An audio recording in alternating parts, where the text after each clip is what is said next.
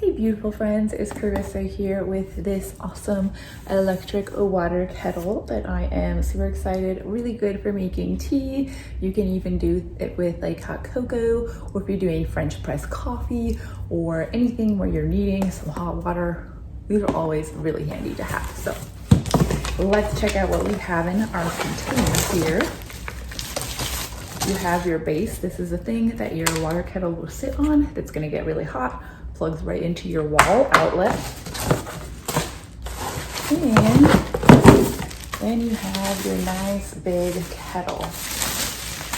Really good big size, so you can do a lot at one time if you're having family over, if you got a big family, whatever. Boil and stop, and then set temperature here. You can just pour it or let it pour directly from there.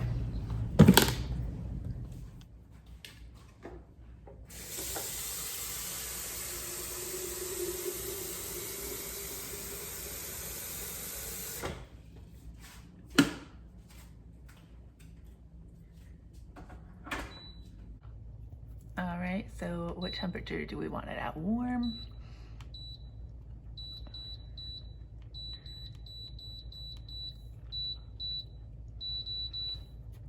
And we can boil and it will start.